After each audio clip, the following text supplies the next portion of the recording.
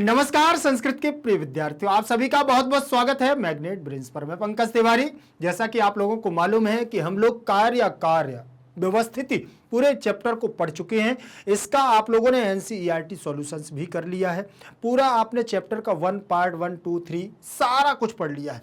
तो अब हमारा कुछ फर्ज बनता है कि आपके लिए कुछ ऐसे प्रश्नों का संग्रह करके लाएं जो आपकी परीक्षा के लिए बहुत ही महत्वपूर्ण है। तो आज हम लोग मोस्ट इंपॉर्टेंट क्वेश्चन पर बात करेंगे। आज आपका टॉपिक रहेगा जो आपके मोस्ट इंपॉर्टेंट क्वेश्चन है, जिन्हें हम महत्वपूर्ण प्रश्नों का संग्रह भी कहते हैं। तो हम लोग इस पाठ से बनने वाले जितने भी महत्वपूर्ण प्रश्न हैं उन पर चर्चा करेंगे। लेकिन उससे पहले मैग्नेट ब्रेन्स के द्वारा कक्षा 6वीं से लेकर के 12वीं तक के हिंदी मीडियम और इंग्लिश मीडियम के बहुत ही सुंदर तरीके से शिक्षकों के मार्गदर्शन से नोट्स तैयार हुए हैं। वो नोट्स आपकी परीक्षा में उत्कृष्ट और उत्तम अंक लाने में आपकी मदद करेंगे। तो जल्दी से संपर्क कर लो। संपर्क करने में आपका क्या जाता है, सारी जानकारी वहां से ले लो। जानकारी कहां से मिलेगी? जिस वीडियो से आप मुझे देख रहे हैं उसी के नीचे लिंक इन डिस्क्रिप्शन बॉक्स पर आप जाएंगे तो ई नोट्स और ई बुक्स की संपूर्ण जानकारी आपको वहां से प्राप्त हो जाएगी। ध्यान रखना, आपको कुछ नहीं है, वो सब कुछ सारी चीजें प्रोसेस आपको बता देंगे। ध्यान रखना, भूलना नहीं। आज की हमारी क्लास जो रहेगी वो देखिएगा, कक्षा 12वीं संस्कृत केंद्रिक भास्वती द्वितीय भाग, कार्य अकार्य व्यवस्थिति, मोस्ट इंपॉर्टेंट क्वेश्चंस।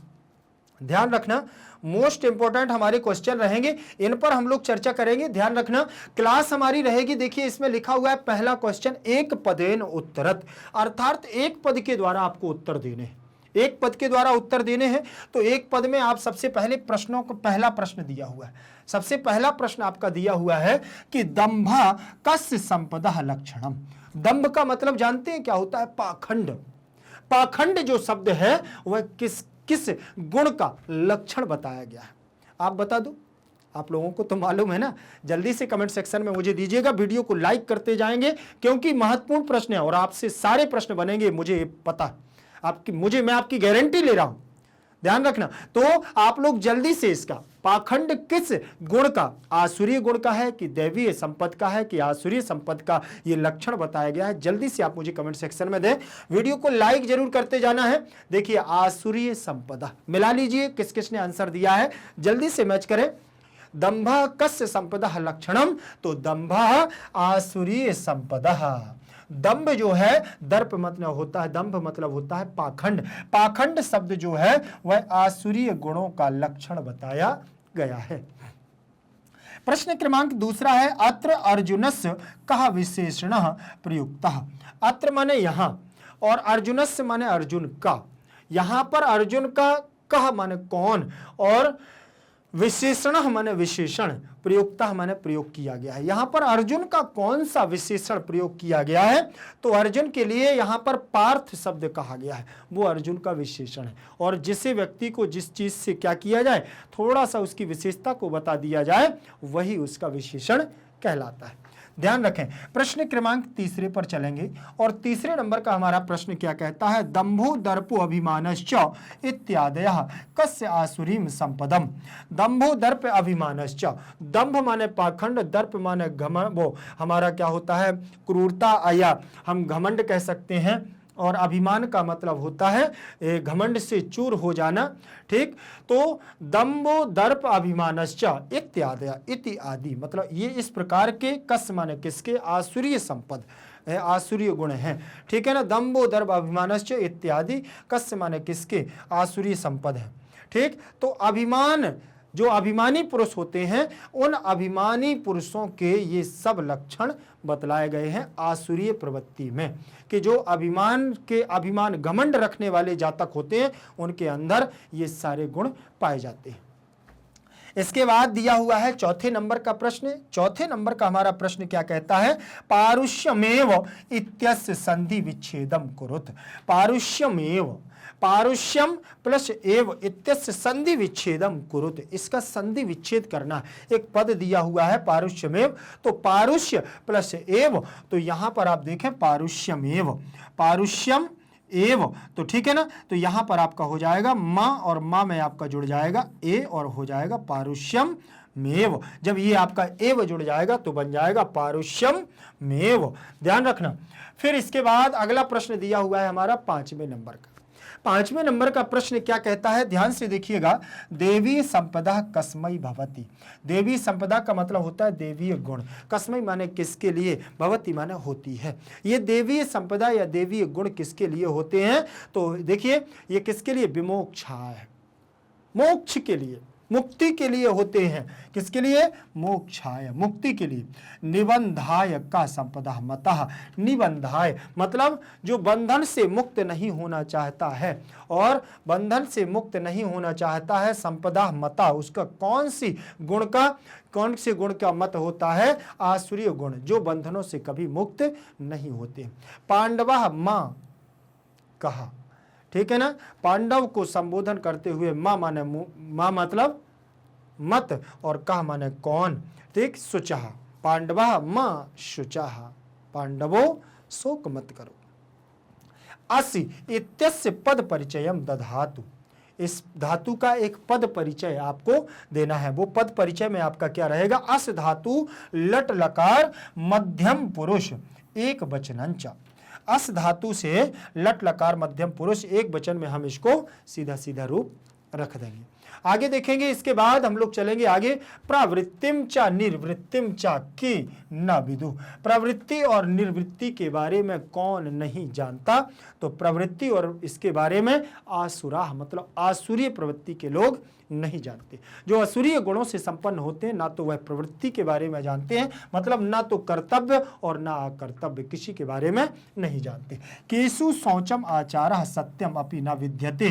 केसु माने किसमें, सोचने समझने की और आचार्य और सत्य बोलने की क्या है, शक्ति विद्यमान नहीं रहती है। वो आसुरेसु मतलब असुरों में ये शक्ति विद्यमान नहीं होती है।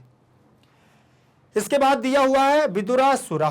क्या दिया हुआ है, विदुरासुरः इत्यस्य पदस्य संधि विच्छेदम कुरुत। विदुः प्लस आसुरः मतलब असुरों को ज्ञान नहीं होता, इत्यस्य पद का संधि विच्छेद करो तो विदुः प्लस आसुरः, विसर्ग संधि हो जाएगी, विदुः प्लस आसुरः। यहां पर विसर्ग के स्थान पर पहले र हो जाएगा, आसुरा का आ मिल जाएगा और पद बनेगा आपका विदुरासुरा बनेगा। फिर दिया हुआ है असौ शत्रु केन हतः। असौ शत्रु केन हतः, ध्यान रखना। तो जो उन शत्रु, एक शत्रु को उन्होंने मार दिया, अब दूसरे शत्रु को फिर से मारने की बात कर रहे हैं। वो कौन होते हैं, मया, बोले मेरे द्वारा। असौ शत्रु केन हता मया हता, मेरे द्वारा एक शत्रु को मार दिया गया, अब दूसरे शत्रु को भी मैं मार दूंगा। ऐसा असुरी प्रवृत्ति के लोग कहते हैं। आगे हम देखें, अगला प्रश्न दिया है कान अपि अहम हनिष्यते। किसको भी, अहम माने मैं, हनिष्ये माने मार दूंगा। कौन कहता है ऐसा, ध्यान रखना, अपरान बोले दूसरे को भी मार दूंगा। अपर माने दूसरे को भी, पहले को मैंने मार दिया और दूसरे को भी मैं मार दूंगा। ऐसा कौन कहता है, वही असुरीय प्रवृत्ति के लोग। कहा ईश्वरा, कौन ईश्वर, कौन ईश्वर, बोले अहम ईश्वर, मैं ईश्वर हूं, मैं ईश्वर हूं। कहा भोगी, अहम भोगी, अहम भोगी, मैं भोगी हूं। ऐसा असुरी प्रवृत्ति के लोग कहते हैं। दुर्बलः इत्यस्य विलोम पदम अत्र किम प्रयुक्तम। दुर्बल शब्द का विलोम पद क्या हो जाएगा, दुर्बल का मतलब क्या हो जाएगा, दुर्बल माने कमजोर, और बलवान का मतलब बलशाली। ये विलोम पद है, विपरीत पद। एक पदेन उत्तर में देखेंगे, अनेक चित्त विभ्रांता कुत्र पतंती। अनेक चित्त माने अनेक चित्तों से विभ्रमित व्यक्ति, कुत्र माने कहां, पतंती माने गिरते हैं, तो नर के पतंती, कहां गिरते हैं, नर के पतंती। फिर देखेंगे कथम समावृता नर के पतंती, कैसे समावृत लोग नरक में गिरते हैं।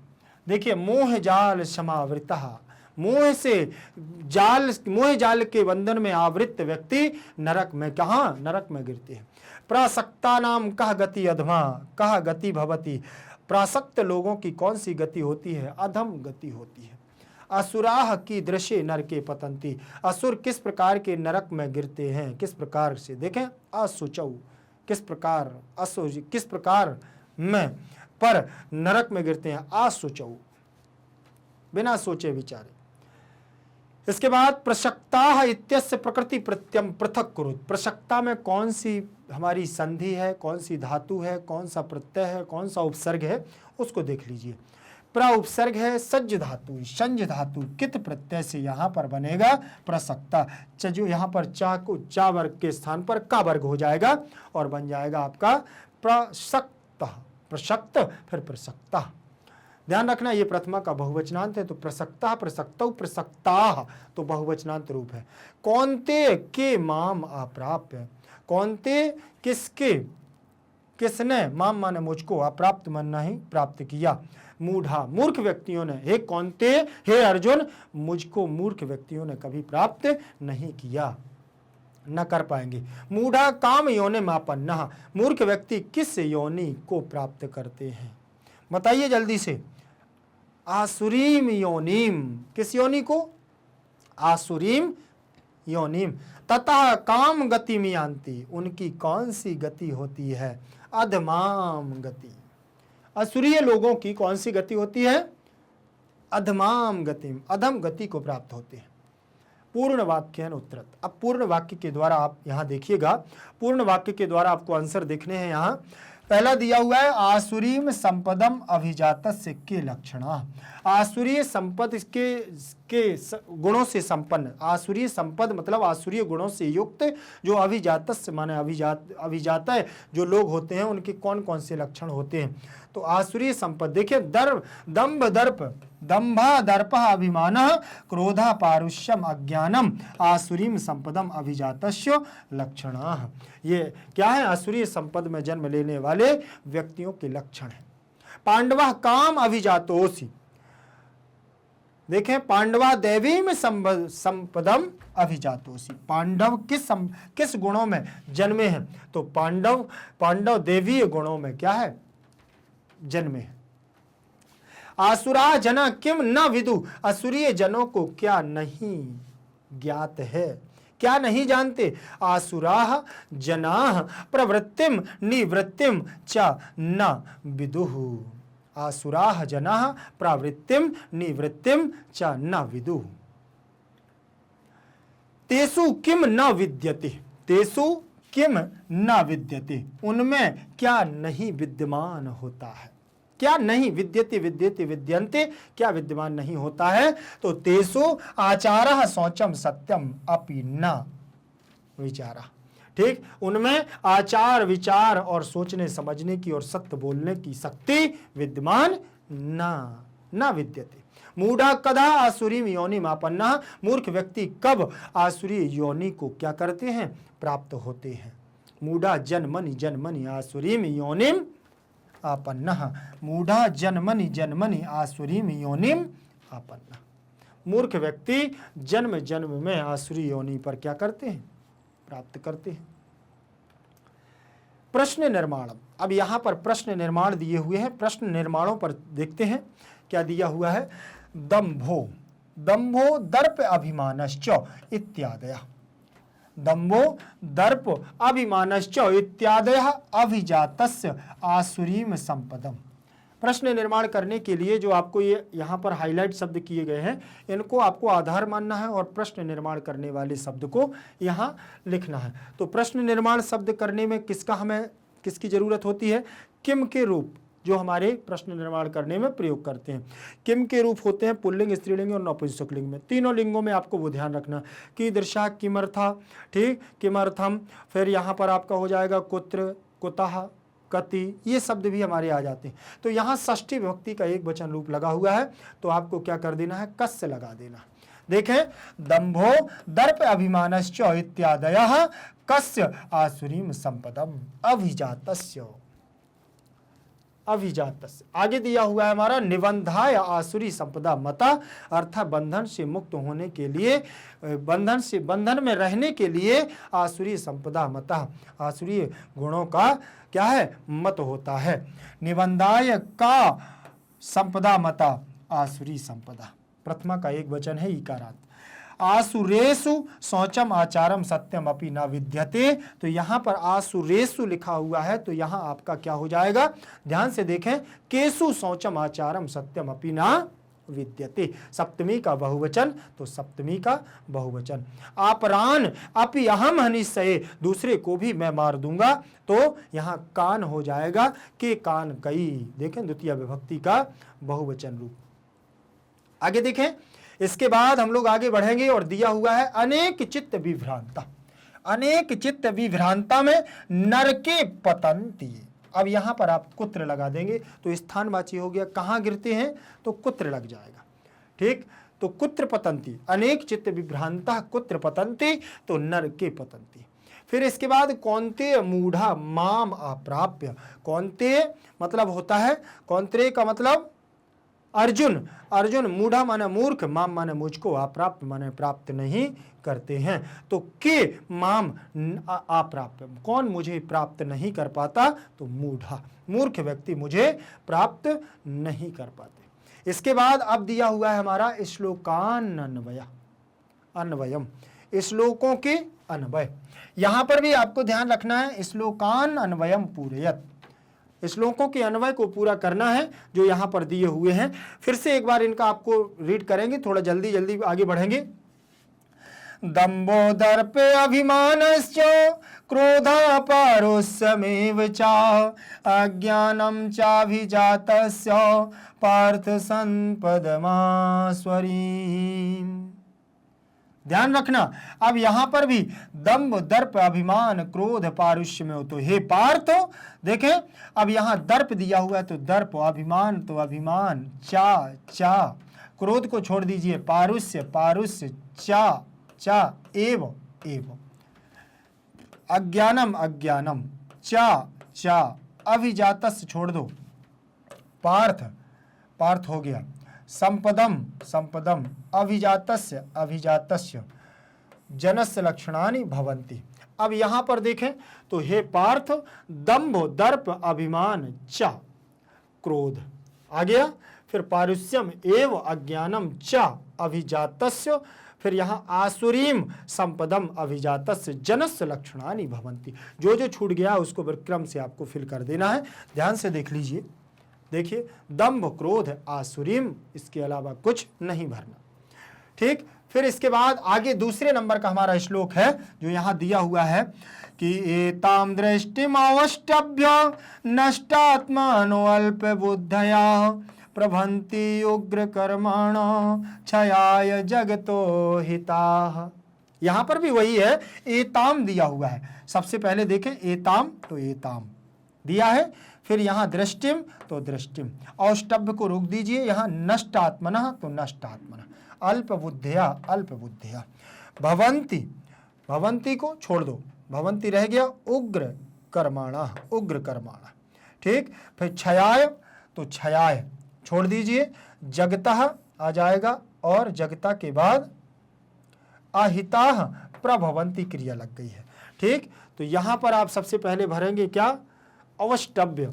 ठीक, क्या बन जाएगा, अवष्टभ्य, दूसरी जगह आहिता, और फिर इसके बाद छयाय छूट गया है तो छयाय प्रभवंती आपकी क्रिया लगी हुई है। ध्यान रखना। चले आगे देखें, इसके बाद हमारा अगला श्लोक दिया हुआ है। अगले श्लोक में क्या दिया है कि आड्यो अभिजनवानस्मि को अन्योऽस्ति सादृशो मया यक्षे दास्यामि मोदिष्य इत्यज्ञान विमोहिता।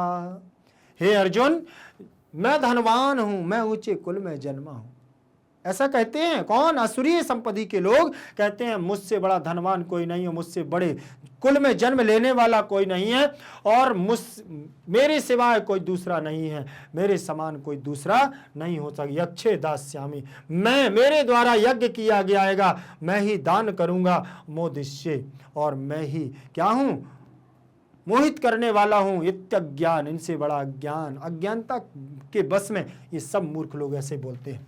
ठीक, अन्वय अहम, यहां पर भी आपको बिल्कुल, आपको एक बार प्रक्रिया मैंने बता दी है, वही प्रक्रिया आपको यहां पर भी आपको फिल करनी है, ध्यान रखना।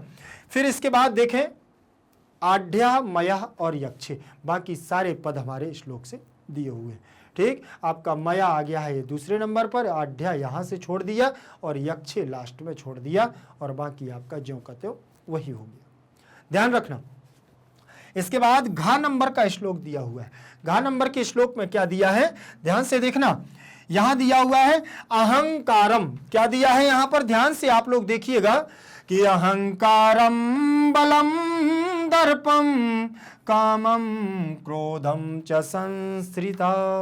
क्या कह रहे हैं यहां पर, अर्जुन क्या कह रहे हैं, ध्यान रखना। अर्जुन को भगवान श्री कृष्ण क्या कहते हैं, ध्यान रखना कि अहंकारम बलम दर्पम कामम क्रोधम च संश्रिता मम आत्म परदेहेषु प्रादुषंतो अभ्यसूयका प्रादुषंतो अभ्यसूयका। अहंकार बल दर्प काम क्रोध आदि से जो समाश्रित होता है हे अर्जुन, इसीलिए, और जो दूसरों के दोषों को देख करके अपने दोषों को नहीं देखता है, वह क्या होता है, प्रादुषंतो अभ्यसूयका। ऐसे व्यक्तियों को मैं बार बार नरक का गामी बनाता हूं। कौन कह रहे हैं, अर्थात हमारी जो गीता का उपदेश हुआ है जीवन के लिए, यह हमारे लिए एक ऐसा उपदेश है कि जीवन में करने वाला कर्म व्यक्ति का कभी पीछा नहीं छोड़ता है। ध्यान रखना, यहां पर भी अर्जुन को रोक करके बीच रणभूमि में भगवान श्री कृष्ण गीता का उपदेश दे रहे हैं और कहते हैं, यहां पर भी आप इसका अन्वय सीधा सीधा कर सकते हैं। ध्यान रखना, इसमें भी आपका सबसे पहले अहंकार फिल कर देंगे, फिर संश्रिता प्रादुषंति, बस 3 शब्दों को आपको ब्लैंक में फिल करना है, इसके अलावा आपको और कहीं फिल नहीं करना है। ध्यान रखना, ये आपके यहां पर क्या हो गए हैं, श्लोकों का अन्वय। श्लोकों के अन्वय के बाद हम लोग आगे बढ़ेंगे और हमारा इसके बाद 2 श्लोक और दिए हुए हैं, इनको भी आप ध्यान से देखें। यहां पर क्या लिखा कि आस्वरीम योनिमापन्नम मूढ़ा जन्मनि जन्मनि। आस्वरीम योनिमापन्न मूढ़ा जन्मनि जन्मनि माम अप्राप्यैव कौन्तेय ततो यान्ति अधमां गतिम ततो यान्ति अधमां गतिम। फिर यहां पर कौन्ते शब्द से संबोधन किया गया है, किसके लिए, अर्जुन के लिए। किसने कहा, भगवान श्री कृष्ण बोलते हैं कि कौन्ते, इस बात को ध्यान रखना कि आसुरी योनि को प्राप्त करने वाले मूढ़ जन मतलब मूर्ख व्यक्ति जन्मनि अनेक जन्मों में जन्म लेते हैं। आसुरी योनि में जो एक बार असुर योनि में आ जाता है, जिनके अंदर अहंकार आ जाता है, दर्प आ जाता है, पाखंड आ जाता है, जिनके अंदर छल आ जाता है, जिनके अंदर क्रोध आ जाता है, वह बार बार उसी योनि में जन्म लेता है। क्यों, क्योंकि माम अप्राप्य, मुझे वह प्राप्त नहीं कर सकते, मुझे वह प्राप्त नहीं कर सकते, इसलिए हे कौन्ते यान्ति अधमाम गतिम, उनको अधम गति ही प्राप्त होती है। अधम गति का मतलब नीच गति को वह प्राप्त करते हैं। इसीलिए ध्यान रखना कि कौन्ते अपने काम क्रोध मद लोभ अहंकार दर्प दंभ सारी चीजों को व्यक्ति को त्याग देना चाहिए। ये नरक के द्वार बतलाए गए हैं। देखिए यहां पर भी अन्वय को आपको कुछ नहीं करना है, जो एक बार कंडीशन मैंने आपको बताई है उसी कंडीशन के आधार पर आपको ध्यान रखना है। यहां पर भी आपको टिक करते जाना है, जो आपका श्लोक में ना मिले वो आपको यहां फिल कर देना है। पहले ब्लैंक में भरेंगे आप, इसमें मूढ़ा, दूसरे में आपन्ना और तीसरे में अधमाम, इसके अलावा आपको कुछ फिल नहीं करना। आगे का हमारा श्लोक दिया हुआ है 4 नंबर का। 4 नंबर के श्लोक में क्या दिया है, ध्यान से देखें। मैंने आपको ये सारे श्लोक एक बार पढ़ा दिए हैं, इस बात का भी ध्यान रखना। मोस्ट इंपॉर्टेंट क्वेश्चन आपको केवल और केवल परीक्षा उपयोगी प्रश्नों के आधार पर पढ़ाए जा रहे हैं, इसलिए समय भी मैं ज्यादा नहीं दे रहा हूं। इस बात का ध्यान रखना, समय भी मैं आपको ज्यादा नहीं दे रहा हूं। यहां पर लिखा हुआ है कि त्रिविधम नरकस्येदं द्वारम नाशनमात्मनाः कामः क्रोधः तथा लोभः तस्मादेतत्त्रयं त्यजेत्। त्रिविधं नरकस्येदं द्वारं नाशनमात्मनाः कामः क्रोधः तथा लोभः तस्मात् एतत्त्रयं त्यजेत्। त्रिविधम नरकस्येदं, 3 प्रकार के नरक के द्वार हैं जो मनुष्य को क्या कर देते हैं, नष्ट कर देते हैं, काम क्रोध और लोभ। इसीलिए मनुष्य को इन तीनों चीजों को त्याग देना चाहिए, इसीलिए त्याग देना चाहिए। अब यहां पर भी पार्थ कहकर के संबोधित करते हैं भगवान श्री कृष्ण अर्जुन को। देखें, पार्थ काम क्रोध तथा लोभ इदम त्रिविधम नरकस्य इदम द्वारम आत्मनः त्यजेत चास्ति तस्मात् एतत्त्रयम्। यहां पर भी ध्यान रखना, नाशनम चास्ति तस्मात्रयम हो गया। ये आपके क्या हैं, श्लोकों के अन्वय। संधि विच्छेद में भी यहां पर आपको ध्यान रखना है, कुछ शब्द दिए हुए हैं, इनकी आपको संधि विच्छेद करना है। अधोलिखित पदानाम संधि विच्छेदम करो, नीचे लिखे हुए पदों की संधि विच्छेद को करना है।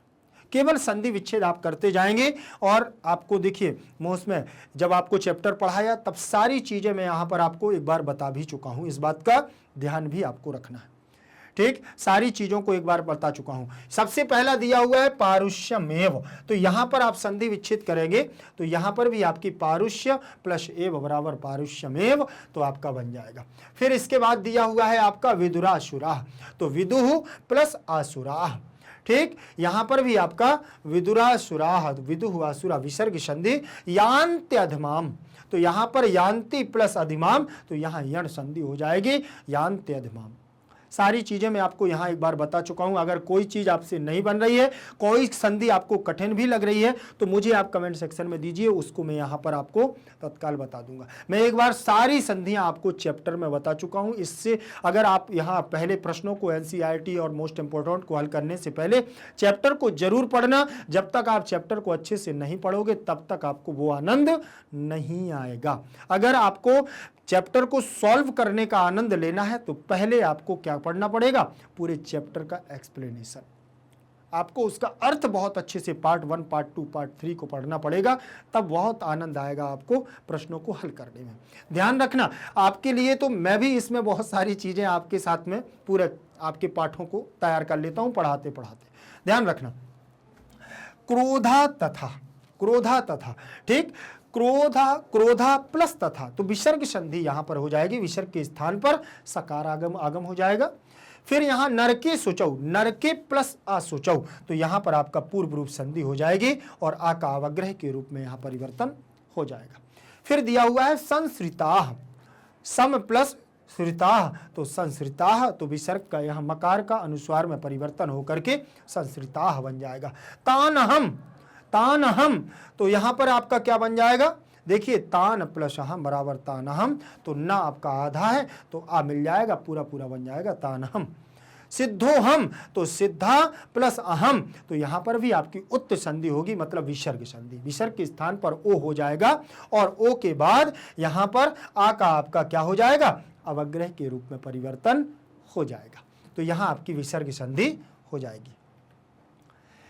इसके बाद समास विग्रहम, क्या दिए हुए हैं, समासों का विग्रह करना है। समास विग्रह को हम पढ़ने वाले हैं, तो ध्यान से देखें। सबसे पहला समास हमारा होगा, देखिएगा इसमें, देखें इसमें अधोलिखित पदानाम समासम विग्रहम कुरु। पहला समास हमारा रखा दिया हुआ अज्ञानम। अज्ञानम में आप क्या करें, ना ज्ञानम इति अज्ञानम, जिसे ज्ञान ही नहीं है, ज्ञान ही नहीं, वो अज्ञान, अर्थात नहीं तत्पुरुष समास, नहीं तत्पुरुष, ये हमारा तत्पुरुष का ही भेद है।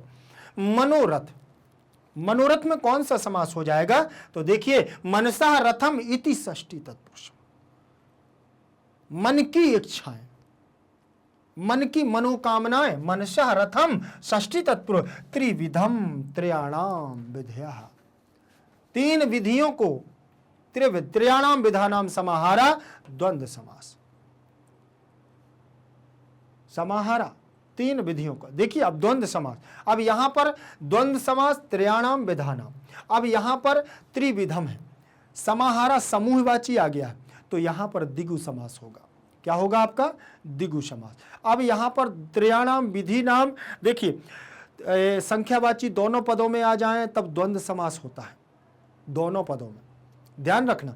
तो यहां पर भी त्रिविधम, विधियों के बारे में तीन प्रकार की बात की जा रही है, ठीक है ना, तीनों प्रकार की, त्रयाणाम विधानाम समाहारा, ठीक। तो द्विगु समास, पूर्व पद हमारा प्रधान हो, पूर्व पद संख्यावाची हो, तो पहले द्विगु समास, फिर इसके बाद द्वंद्व समास लगाना पड़ता है। ध्यान रखना, दोनों चीजों को आपको ध्यान में रखना। नाम यज्ञ, तो नामनी, देखिए नामनी, नाम मात्रेण यज्ञ तत्पुरुष समास, नाम मात्र से यज्ञ द्वारा। अज्ञान विमोहिता, अज्ञान रूपी, अज्ञानता से जो विमोहित हो जाए, अज्ञानेन विमोहिता, तत्पुरुष समास इसमें भी हो जाएगा। निवृत्तिम, अनुचित प्रकारेण न कर्म करणम, तत्पुरुष समास, अनुचित प्रकार से न कर्म करणम, जो कर्म ना किया जाए। तत्पुरुष समास नातिमानिता, यहां पर भी निज सम्मानस्य अभिलाषाया मुक्ति, तत्पुरुष समास। ठीक, आगे बढ़ेंगे, आगे देखेंगे। इसमें हम देखें समास के बाद हम लोग आगे बढ़ेंगे। मेलनम, उचित अर्थ सह मेलनम कुरुत, उचित अर्थ के साथ में हमें क्या करना है, यहां मेल करना है। चलिए मेल करते हैं, जो आपसे यहां पहले बन रहा हो पहले उस पर मेल करते हैं। ध्यान रखें, उवाच शब्द दिया हुआ तो आकथ्यत, यहां पर जैसे हिरी शब्द आपको समझ में नहीं आ रहा है तो क्या होगा, ठीक, तो इसको थोड़ा सा रोक दो। अब दया शब्द से आपको समझ में आएगा कि यहाँ असुर, लज्जा, स्वामी, मंदमुंद, करुणा उत्पन्न, दया से करुणा का यहाँ ज्यादा संपर्क दिख रहा है, बन रहा है ना। फिर इसके बाद अभिजात भी आपको समझ में नहीं आ रहा है तो क्या हो जाएगा, ठीक, चलो छोड़ दो, वैसे तो उत्पन्न होता है लेकिन नहीं समझ, जैसे धृति, धृति का मतलब क्या होता है, तो धृति का भी चलो छोड़ दो। अब यहाँ देखो आसुराह शब्द को असुर स्वभाव आसुरा, अल्प बुद्धिया तो इसको मंद बुद्धिया, इतना तो समझ में आ जाएगा ना। ईश्वराह तो ईश्वर का आपको क्या हो जाएगा यहाँ स्वामी, ईश्वर का मतलब स्वामी। अब यहाँ पर आपके कितने निकल गए हैं, 4 निकल गए।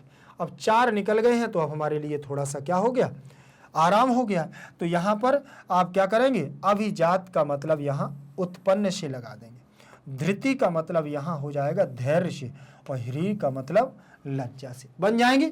इस प्रकार से अगर आप इसमें देखेंगे तो आपसे सारी चीजें आराम से बन जाएंगी, ध्यान रखोगे। चलिए अब देख लीजिए, हिरी का मतलब लज्जा, दया का मतलब करुणा, यहाँ अभिजाता का मतलब उत्पन्न हो जाना, और धृति का मतलब धैर्य, असुरा का मतलब आसुर स्वभाव, अल्प बुद्धिया का मतलब मध्य बुद्धिया, ईश्वरा का मतलब स्वामी, बन जाएगा कि नहीं। तो यहाँ पर आपसे सारी चीजें बिल्कुल अच्छे से बनती जाएंगी, कोई दिक्कत भी यहाँ नहीं जाएगी। चलिए आज की क्लास हमारी यहीं तक रहेगी। हम लोगों ने यहाँ पर बहुविकल्पीय प्रश्न, महत्वपूर्ण प्रश्नों का संग्रह यहाँ पर किया है, तो आप लोगों ने मोस्ट इंपॉर्टेंट क्वेश्चन पूरे पढ़ लिए हैं, और जहाँ पर आपको समझ में ना आए वो मुझे कमेंट सेक्शन में दीजिएगा। वीडियो को लाइक करें, शेयर करें और अपने मित्रों तक जरूर पहुँचाएं। आप किसी भी माध्यम से हो, चाहे आपका CBSE हिंदी बोर्ड हो, चाहे आप CBSE इंग्लिश बोर्ड से हो। ध्यान रखिएगा, आप दिल्ली बोर्ड से हैं, यूपी बोर्ड से हैं, बिहार बोर्ड से हैं, राजस्थान है, दिल्ली और आपका MP बोर्ड है, यत्र तत्र सर्वत्र, भारत का एकमात्र ऐसा प्लेटफॉर्म जो आप लोगों को 100% फ्री एजुकेशन दे रहा है। 100% फ्री एजुकेशन का मतलब होता है निःशुल्क शिक्षा, जहां पर किसी भी आपको पैसे का लेन देन नहीं किया जाएगा। ध्यान रखना। तो बस आप तो कमेंट सेक्शन में मुझे दीजिएगा जो आपकी समस्याएं हो तो उनका समाधान होगा। और हाँ, जाते जाते मैं आपको बता दूं कि मैग्नेट ब्रेन्स के द्वारा कक्षा 6वीं से लेकर के 12वीं तक के हिंदी मीडियम और इंग्लिश मीडियम के बहुत सुंदर तरीके से शिक्षकों के मार्गदर्शन में नोट्स तैयार हुए हैं। वो नोट्स आपकी परीक्षा में उत्कृष्ट और उत्तम अंक लाने में आपकी मदद करेंगे। तो जल्दी से जल्दी आप संपर्क करिएगा। संपर्क सूत्र क्या रहेगा, जिस वीडियो से आप मुझे देख रहे हैं उसी के नीचे आप लिंक इन डिस्क्रिप्शन बॉक्स पर जाएंगे तो ई नोट्स और ई बुक्स की संपूर्ण जानकारी आपको प्राप्त हो जाएगी। ध्यान रखिएगा, फिर मिलेंगे अगली क्लास के साथ। जयतु संस्कृतम, जयतु भारतम।